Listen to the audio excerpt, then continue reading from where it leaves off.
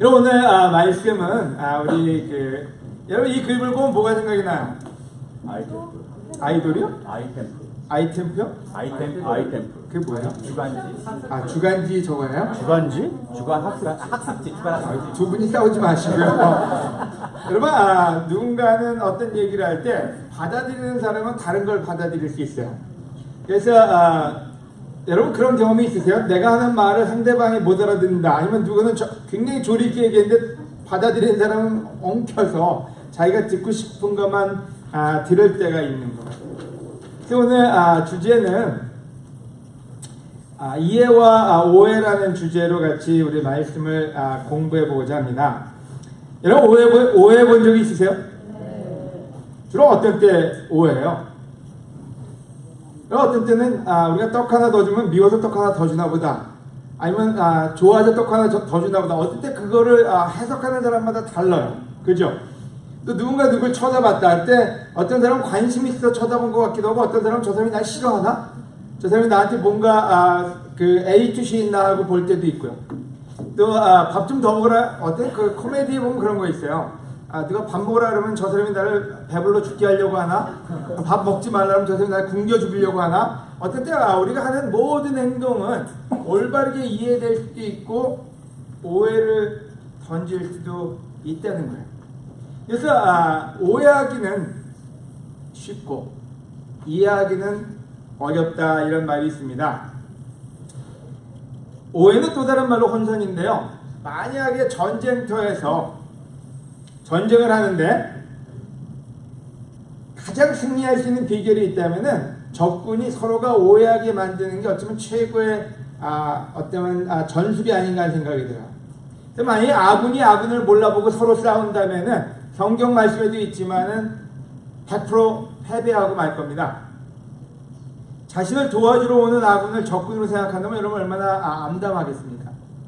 대부분의 많은 가정생활을 보면요, 부부싸움을 할 때 보면 서로가 사랑한다고 얘기해놓고 서로 싸우고 오는 걸 보면 어떨 때 굉장히 아쉬울 때가 있어요. 근데 부부가 싸우면 그 다음에는 여러분 남는 게 없습니다.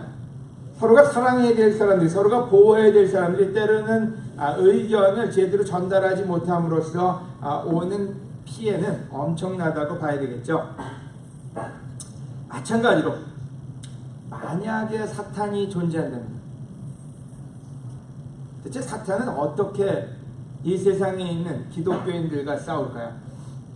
사탄은 어떤 방법으로 하나님과 대적할까요? 오늘 MGS가 좋은 성찬을 나눠주셨어요. 굉장히 솔직하게 자기의 과거와 또 어떻게 변화됐는지를 나눠줬는데 사탄이 썼던 방법을 아주 정확하게 알려줬습니다. 그게 뭔지는 거짓이에요.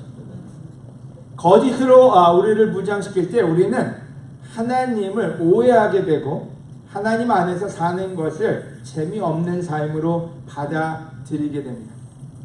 그래서 오늘 사탄이 우리에게 공격하는 부분, 우리에게 오해케 하는 부분, 하나님의 나라에 대해서 잘못 이야기하는 부분에 대해서 같이 공부함으로써 사탄에게 농락당하지 않고 또 우리가 원하는 것을 제대로 찾을 수 있는 그런 시간이 됐으면 합니다.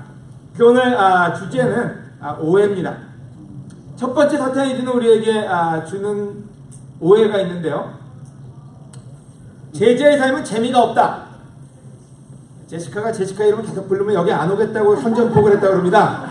그래서 다시 한번 불러주는데 여기 오세요, 제시카. 뿐만 아니라 여기 많은 우리 하나님을 따르는 우리 모두에게 한 가지 오해가 있습니다. 크리스천의 삶은 재미가 없다. 크리스천의 삶에 재미가 없기 때문에 그래도 천국은 가야 하니까 재밌는 거 다 해보고 그리고 죽기 전에 믿어야 되겠다. 이게 대부분의 많은 사람들이 가지고 있는 생각 중에 하나예요. 죽기 바로 직전에 믿고 따라야지 젊어서 믿으면은 내 젊음을 허송세용한다가 대부분이 가지고 있는 생각 중에 하나가 아닌가 하는 생각입니다. 주로 제 아들이 하는 소리예요. 제 아들이 늘 얘기하는 것 중에 하나가 아빠는 다 해보고 믿었잖아. 왜 나는 어릴 때부터 믿으라 그래. 그게 저하고의 전쟁 중에 하나였어요. 아마 여기 많은 부모님들이 그 전쟁을 치룰 거라고 생각합니다.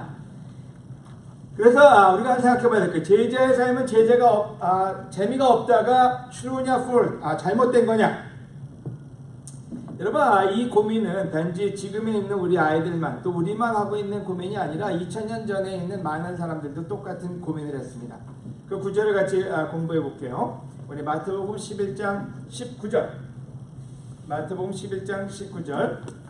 우리 제가 읽으면 여러분 재미없으니까요. 오늘 놀랍게 통역을 해주신 여기 또 통역관이 한 명 나왔어요. 옛날 조선시대 통역관은 굉장히 놀라운 거였는데 우리 한우진 한 박사님께서 우리 한국말로 읽어주시기 바랍니다. 내가 와서 먹고 마시자. 이 사람은 먹고 마시기를 좋아하는 사람이며 세무원과 죄인들의 친구이다 하고 말한다. 그러나 하나님의 지혜는 거기에 따르는 결과로 옳다는 것이 입증된다. 자, 우리 영어로도 한번 읽을까요, 스티븐? 자세가 됐습니다. The Son of Man came eating and drinking, and they say, "Here is a glutton and a drunkard, a friend of tax collectors and sinners." But wisdom is proved right by their deeds. 아멘. 감사합니다. 여러분 여기 보면은 내가 와서 먹고 마시자. 예수님이 와서 먹고 마시자. 이 사람은 먹고 마시기를 좋아하는 사람이며 세무원과 죄인들의 친구이다. 별로 좋은 말로 한 게 아니야. 예수님이 와서 먹고 마시고 친구들하고 시간을 보내니까 사람들이 볼 때 어떻게 하나님의 사람이 저렇게 재밌게 놀 수가 있지? 자, 이게 뭔지 그 당시에 있는 많은 종교인들이나 그 당시 사람들은 하나님을 믿는 사람들은 재미가 있으면 안 돼요. 여러분 무슨 말인지 이해되세요? 하나님을 믿는 사람들은 재미가 있고 거룩해야지 재미가 있으면 안 돼요. 왜냐면 그들이 아는 하나님을 따르는 종교인들은 재미는 없고 거룩은 해야 돼요. 그래서 실질적으로 하나님을 따르는 일이 재밌는 일이 아니었어요. 재미가 있으면은 뭔가 죄인이고 뭔가 안 따라가는 삶이라고 생각을 했던 거예요. 자, 그럼 누가 그렇게 생각했느냐? 그 당시 가장 놀라운 종교인들이야. 바리새파 사람들, 사두개파 사람들, 그 당시에 열성이 있고 그 당시에 지배적인 권력을 가지고 있는 사람들의 머릿속에는 거룩한 사람은 재미있으면 안 된다. 여러분, 그래서 지금도 여러분 오해합니다. 제가 재밌어 하면 여러분들이 굉장히 힘들어합니다. 목사님이 왜 재밌어 하지? 목사님은 거룩해야 되는데? 그 오해를 깨야만 여러분이 진정한 하나님을 알 수가 있습니다. 자, 이 구절에서 얘기하면 뭐라 하냐면 내가 와서 예수님이 와서 먹고 마시자. 이 사람들은 먹고 마시기를 좋아하는 사람은 세무원과 죄인들의 친구이다. 뭔가 이상했어요. 그들이 생각하는 기독교, 그들이 생각하는 유대교가 아니었어요. 예수님은 와서 그들에게 했을 때 사람들이 볼 때는 오해를 살 수밖에 없었던 거죠. 자, 오늘 이 자리에서 여러분이 한 가지 생각하면 좋겠다. 이 구절은 일부러 고의적으로 성경에 예수님이 주신 말씀입니다. 왜 이 말씀을 주셨는지 사람들한테 오해하지 말라고요. 제가 예전에 재밌게 보던 개그 콘서트에 나오는 프로 중에 하나가 네 가지라는 그 프로가 있었어요.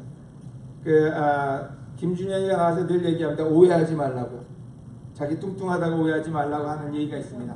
여러분, 우리가 기독교에 대해서 잘못 오해한다면 우리는 하나님을 제대로 따르지 못하게 됩니다. 이 구절에 의하면은 예수님의 삶을 통해서 사람들은 굉장한 재미를 봤어요. 기독교의 가장 중심된 예수님이 즐겁게 사시고 친구들하고 같이 지내는 걸 봤다는 거예요. 오늘 여러분이 만약에 크리스천의 삶을 재미없는 걸로 생각하신다면 여러분 사탄이 벌써 여러분의 두뇌를, 여러분의 생각의 사고를 망가뜨려 놓은 겁니다.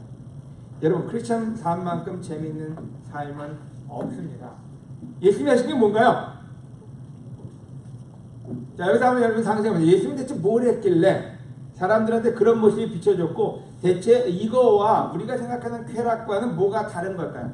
자, 지금은 질문을 던졌으니까 여러분이 답을 주셔야 됩니다. 여러분들 지금 오해하고 계실 테니까 그 오해를 깨기 위해서 대체 이 차이는 뭔지 한번 얘기해 보세요. 예수님이 있던 곳에 언제나 음식이 풍성했던 거예요. 그렇죠. 우리 주에도 음식이 풍성해요. 아멘. 또 세상의 쾌락과 이 예수님의 모습과 다른 점이 있다면 뭘까요? 낮은 자와 친구 되셨다. 네? 낮은 자와 낮은 자와 친구 되셨다. 아주 좋은 포인트였어요. 또요. 세상에선 즐기고 나면 남는 게 없는데 예수님하고 같이 시간을 보낸 후에는 남는 게 있어요. 예수님을 보낸 다음에는 남는 게 있었다. 오병이어의 기적처럼 남는 게 있었어요. 그죠? 여러분, 이 구절을 잘 봐야 돼요. 바리새파 사람들은 굉장히 단면적인 부분만 봤어요. 근데 지금 효남 어머니께서 말씀하신 것처럼 이 사람은 먹고 마시기를 좋아하는 사람이 세무원과 죄인들의 친구라 그랬어요. 예수님이 즐거웠던 거는 여러분 흥청망청 먹고 마시는 게 즐거웠던 게 아니라 음식도 있었고 즐거운 웃음소리도 있었고 거기엔 친구도 있었어요. 여러분, 예수님이 이 땅에 오셔서 가르친 게 뭐냐면은 내가 너희를 사랑할 줄 서로 사랑하라 그랬어요. 여러분, 사랑은 없는데 음식만 있다고 생각해보세요. 원수끼리 앉아서 술을 마신다고 생각해보세요. 여러분, 재밌는 거 아무것도 없어요. 그래서 진정한 관계가 없이는 진정한 재미는 없다는 거예요.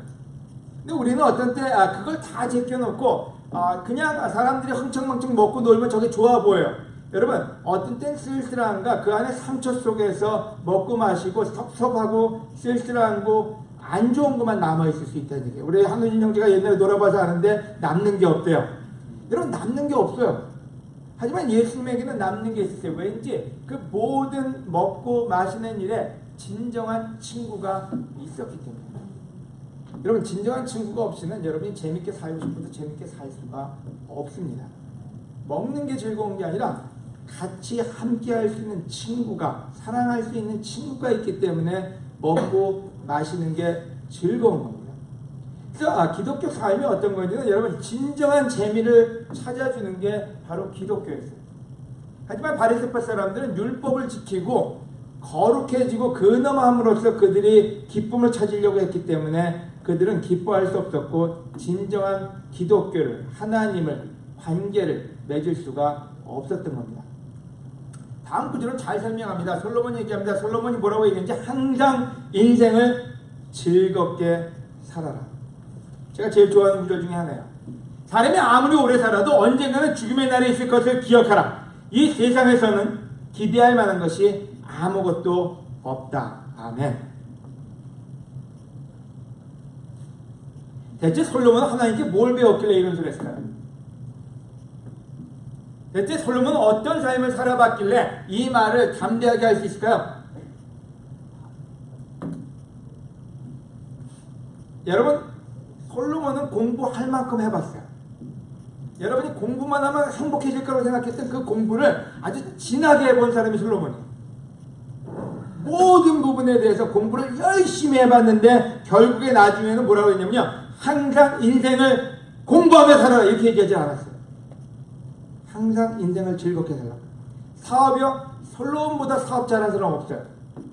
여러분, 인류 역사상에 진짜 솔로몬보다 놀랍게 사업을 하고 돈을 엄청 걷어모은 사람이 없다고 해도 과언이 아니에요. 근데 얘기하기를 너희는 시간을 아껴서 사업을 해라 이렇게 얘기하지 않고 항상 인생을 즐겨라. 연애요? 여러분, 연애 못해서 안달나신 분들 계시죠? 솔로몬보다 더 많이 해본 사람은 제가 못 들어봤어요. 여러분 들어보셨어요? 아내와 첩이 몇 명인지 아세요? 그걸 그렇게 많이 하고 나면 깨달은 게 니네 열애 한번 이렇게 해봐라 이렇게 얘기를 하지 않고 항상 인생을 즐겨라. 여러분 무슨 말입니까? 모든 그 솔로몬의 전도서의 주제어는 하나밖에 없어요. 헛되고 헛되다고요. 자기가 그걸로 기쁨을, 그걸로 인생을 찾으려고 노력을 다 해봤는데 결국에 내가 가졌지만 그게 나를 기쁘게 한 건 아니었다가 그의 결론입니다. 그래서 얘기하기를 자 그런 모든 것에 에너지 쏟지 하지 말라는 얘기는 아니에요. 적당히 하라는 얘기. 하지만 항상 인생을 즐기는 법을 배워야 된다고. 그리고 얘기하기를 바로 하나님을 얘기합니다. 하나님 안에서만이 그 즐거움이 있지. 공부와 사업과 그 모든 인생에 우리가 원하는 것이 얻어진다고 기쁨이 오는 것은 아니라는 거예요.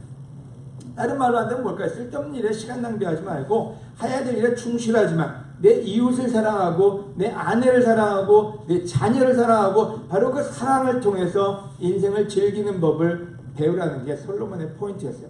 더 자세히 얘기합니다. 청년들한테. 청년이요. 청년 한번 손 들어보실래요? 나는 청년이다. 여러분 웬만하면 다 청년입니다. 요즘 100대 시대입니다, 여러분. 청년이여, 젊음을 마음껏 즐겨라. 얼마나 좋은 말이에요.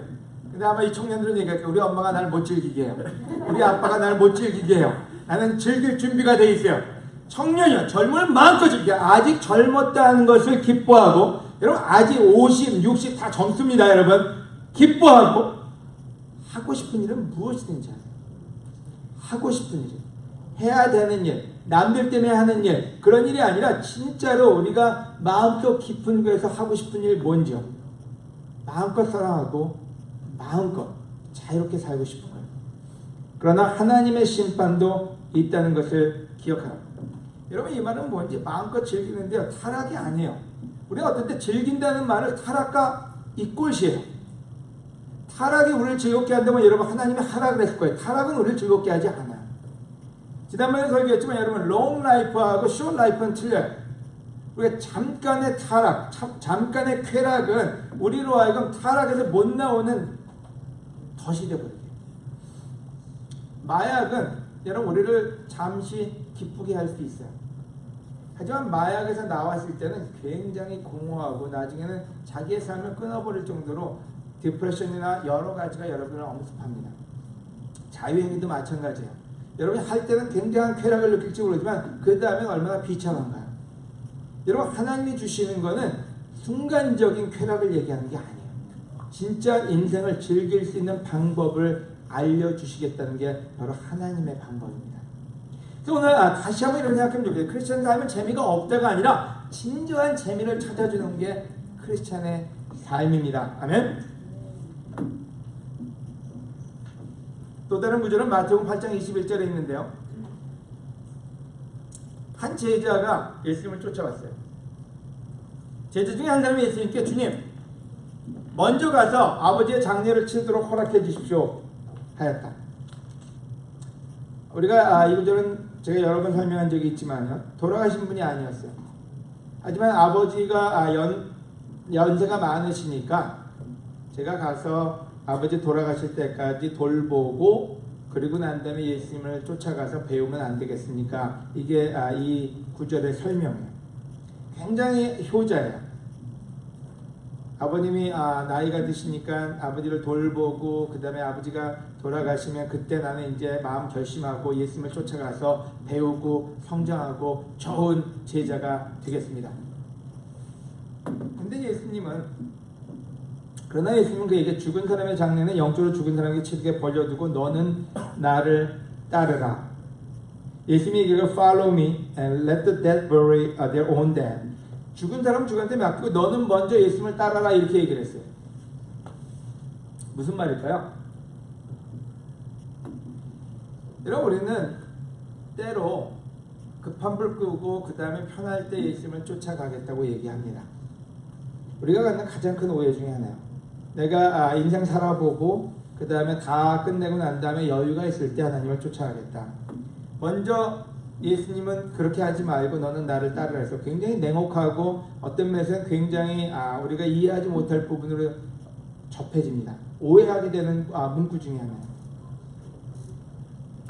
왜냐하면 예수님이 얘기하는 것은 사랑을 먼저 배우고 부모님한테 돌아가서 사랑을 하면서 부모님이 돌아가실 때까지 돌보라는 얘기였어요. 오늘 민서에게요. 제시카 얘기하지 말고 이제 민서 얘기합시다. 민서 저쪽 뒤에 앉아 있어요. 민서에게 성호가 페라리를 사줬어요. 에이 말도 안 된다고 이제 하느님 형제가 예원이 들을까봐. 그랬더니 민서가 차 가지고 나가겠대요. 키를 달래요. 그러면 성호가 줄까요? 사줬는데 줘야 돼. 예? 사줬는데 줘야 돼요? 그럼 가서 뭐 할까요? 페라리와 함께 어디 가든 처박혀 죽을지도 몰라요. 그래서 키는 안 주고 너는 먼저 자동차 운전 가르친 사람한테 가서 배워라 얘기한다면 그게 나쁜 말일까요? 여러분 인생이라는 게 뭔지 아세요? 여러분보다 놀라운 발명품은 없습니다. 여러분 인간이 뭐냐면 여러분 같은 로봇가 하나 생겼다고 생각해 보세요. 여러분 집에 동주 같은 로봇가 하나 왔어요. 스스로 생각하고 애플에 대해서 정확하게 잘 알고 모든 걸 다 할 수 있어요. 밥도 자기가 먹고 화장실도 자기가 혼자 가요. 기름도 안 먹여도 돼요. 그냥 자기가 알아서 할 수 있는 그런 로봇가 하나 왔어요. 여러분 얼마쯤 될까요? 누가 그렇게 싸게 부르는 거예요 지금? 지금 만약에 그런 로봇 하나를 여러분이 구입하려면 돈 주고 살 수도 없을 거예요. 존재하지도 않아요. 여러분 인생이라는 걸 하나님이 엄청나게 계획하셨고요. 그 다음에는 그 인생을 어떻게 사는지를 배우게 하는 게 바로 예수님의 말씀이고 성경이고 크리스천이입니다. 근데 문제는 그 인생을 잘 살고 싶으면 배워야 되는데 그걸 안 배운다는 거예요. 자동차 좋다고 그냥 자동차 몰고 나가요. 비행기를 사줬어요. 우진이한테 하나님이 비행기를 사줬다고 생각해 봅시다. 운전할 줄 몰라요. 그럼 우진이 뭐 할까요? 그냥 비행기 앉아서 폰만 잡고 앉아있는 거예요. 핸들 잡고 왜? 운전할 줄 모르니까요. 그럼 진짜로 즐기고 싶으면 어떻게 될까요? 먼저 비행기 운전하는 걸 배워야지 비행기를 사줘도 의미가 있는 거 아닙니까? 이런 하나님이 인생을 줬어도 인생을 사는 법을 모르는데 그게 무슨 유익이 되겠냐는 거예요. 그럼 크리스천 삶의 의미가 뭐냐? 자, 인생을 줬으니까 그 다음에 인생을 사는 법을 가르칠 때가 너는 먼저 와서 나한테 그걸 배우라고요. 그래서 인생을 즐기라고요. 여러분 인생을 즐기려면요 예수님을 따라 사는 방법밖에 없습니다. 예수님은 내가 곧 인생, 라이프라고 얘기해요. 근데 우리는 그거는 맨 마지막에 죽기 전에 배우겠다더니 얼마나 한심합니까? 다 인생 망쳐놓고 나면 죽기 전에 배워서 어디다 쓰려고요? 죽어서 쓰려고요? 여러분 죽어서는 어쩔 필요 없을 수도 있어요. 오늘 강력하게 모두에게 권하는 게 있다면 여러분 하기 전에 배웁시다.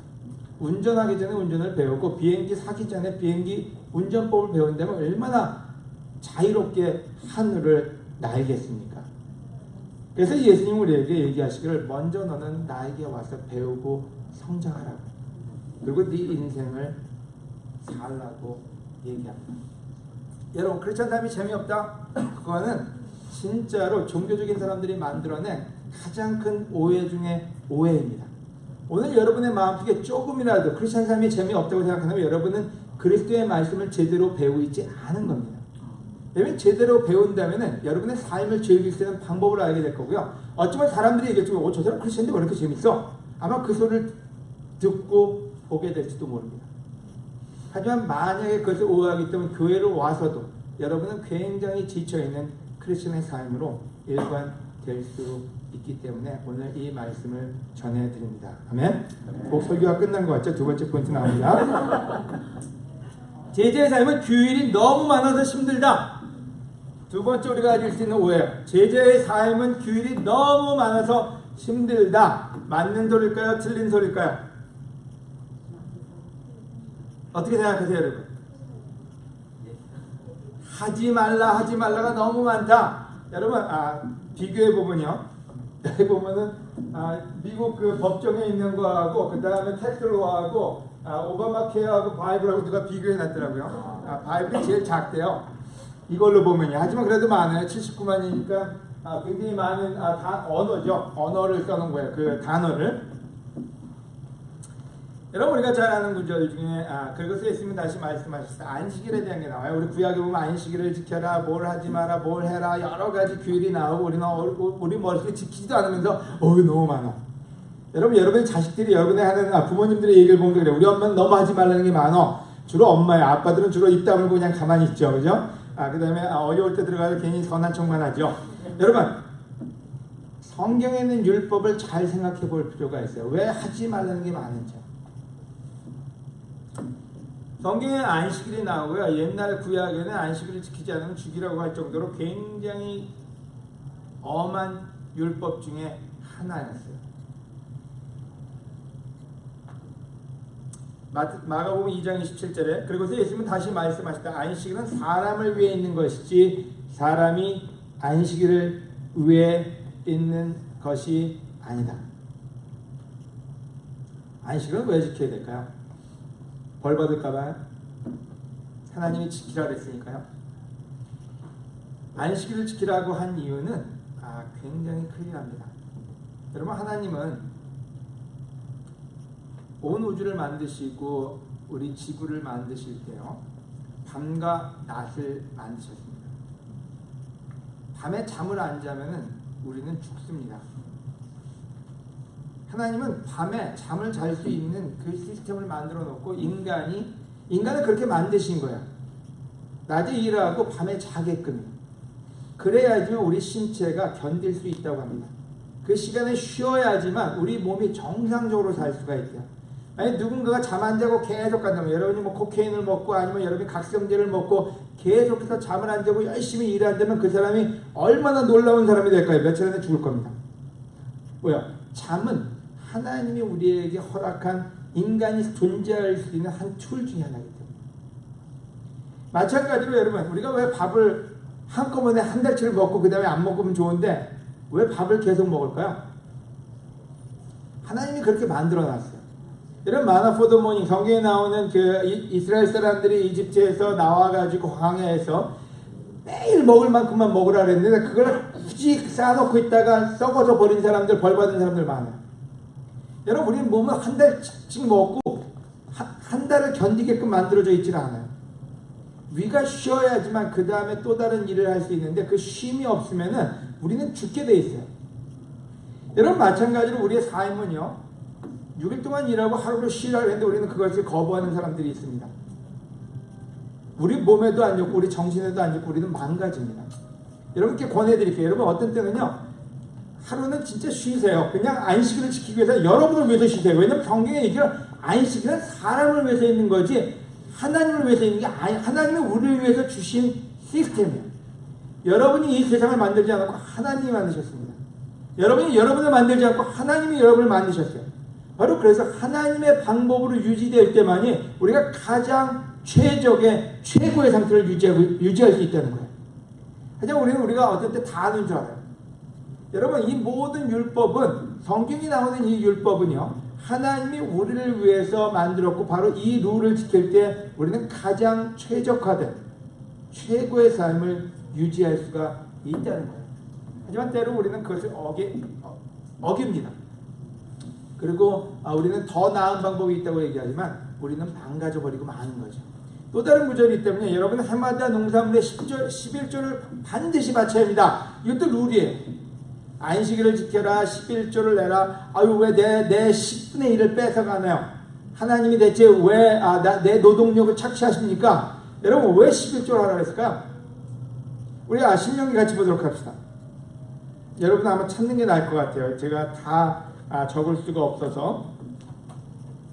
여러분이 신명기 14장 26절, 아이폰이든 아이패드든 성경책이든 한번 펴보시기 바랍니다. 같이 읽도록 하겠습니다.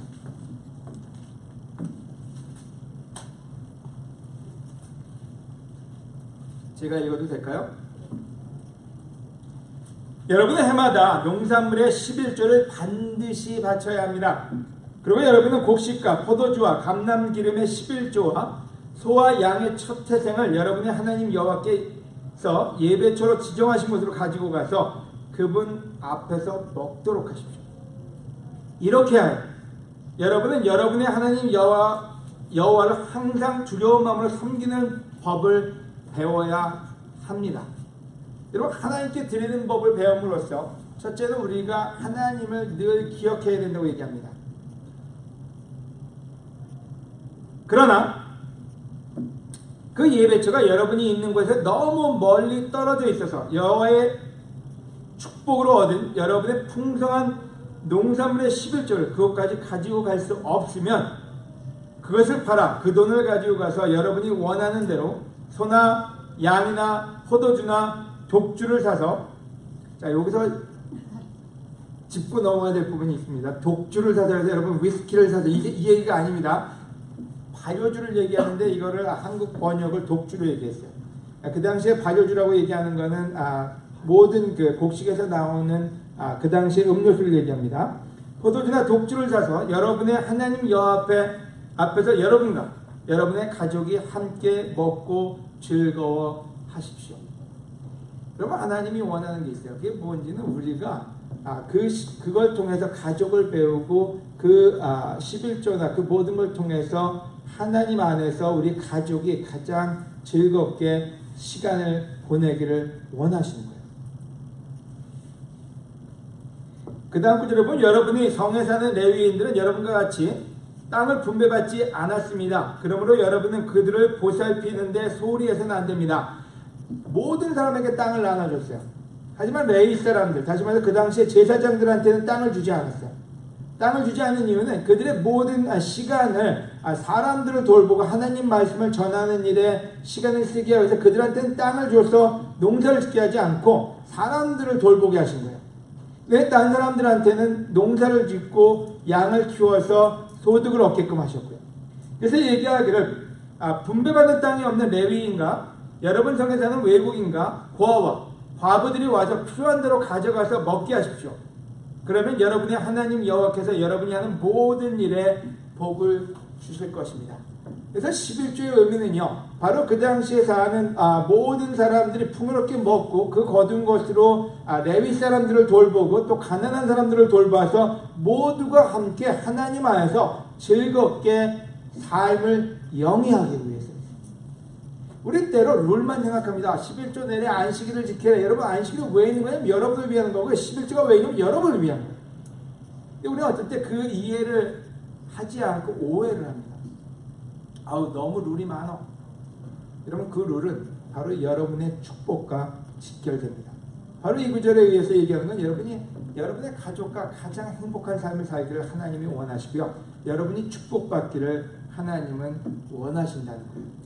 여러분 룰에 대해서 여러분 너무 거부감 갖지 말고 그 룰이 왜 만들어졌고 그 룰의 의미가 뭔지를 찾아본다면 여러분이 더 하고 싶어질 거예요. 저는 개인적으로 더 쉬고 싶어졌어요. 그래서 일주일에 하루는 꼭 쉬어야 되겠다. 잠은 제대로 자야 되겠다. 근데 잠이 잘 안 와서 좀 문제인데. 그래서 여러분 하나님이 주시는 그 메시지가 여러분한테 얼마나 큰 유익이 되는지 여러분 깊이 생각해 보신다면 하나님의 축복이 여러분과 함께 할 것입니다. 마지막 포인트입니다. 제재는 무엇이든지 할 수 있다. 참일까요? 잘못된 걸까요? 참. 조건이 있어요. 조건. 하나님 안에서 대자가 제일 정답을 얘기하고 다른 사람들은 그냥 부분적인 답을 얘기해 주셨어요. 여러분 마태복음 9장 28절에 예수님이 집 안으로 들어가시자 소경들이 예수님께 나왔다. 예수님이 그들에게 너희는 내가 이 일을 할 수 있으리라고 믿느냐? 하고 물으시자 그들은 예, 주님, 우리가 믿습니다. 하고 대답하였다. 여러분 이 질문을 잘 보세요. 예수님이 물어본 질문이 뭐야? 너희는 너희가 일을 할 수 있을 거라고 믿느냐? 이렇게 물어봤어요. 여러분 예수님이 물어본 질문은요, 네가 그렇게 할 수 있어? 그렇게 물어본 게 아니에요. 네가 네 자신을 완전하게 할 수 있어? 네가 중독성에서 빠져나올 수 있어? 네가 네 화내는 거에서 네가 이겨낼 수 있어? 네가 이런 죄성을 이렇게 물어본 게 아니라 너희는 내가 이 일을 할 수 있다고 믿느냐? 예수님이 할 수 있느냐고 너희가 믿느냐가 그게 우리가 물어보는 믿음이에요. 근데 우리는 믿습니다의 말을 잘못 이해할 때가 있어요. 믿습니다의 말은 내가 할 수 있다는 걸 믿느냐고 오해할 때가 있다는 거예요. 그래서 부담이 돼요. 우리는 알게 되면 우리가 할 수 없는 걸요. 여러분 예수님이 물어본 질문은 여러분이 아니라 내가 예수님이 할 수 있느냐를 너희가 믿느냐고 물어보신 거예요. 그때 예수님이 그들의 눈을 만지시면 너희 믿음대로 되라 하셨다. 그러자 소경들은 눈을 떴다. 예수님은 그들에게 아무에게도 말하지 말아라 하고 단단히 주의시키셨다. 여러분 여기서 얘기하기를 예수님이 이런 표현했어요. 너희의 믿음대로 되어라. 자, 이 믿음은 나는 할 수 있습니다의 믿음이 아니었어요. 나의 주님이신 예수님은 할 수 있습니다. 바로 그 믿음이 이들에게 축복이 됐던 거예요. 여러분 하나님은 우리에게 완전을 요구하지 않습니다. 물론 완전해지기를 원하십니다. 하나님은 우리를 프루브하기를 원하시는 게 아니에요.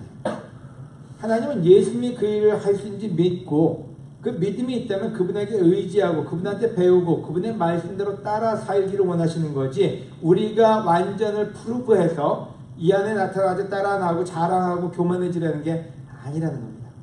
제자의 삶은요, 여러분, 우리를 믿는 게 아니에요. 내가 할 수 있다를 믿는 게 아니라 우리 예수님이 할 수 있다는 걸 믿기 때문에 그분께 겸손하게 나가서 배우고 성장하는 게 우리 제자의 삶입니다. 아멘.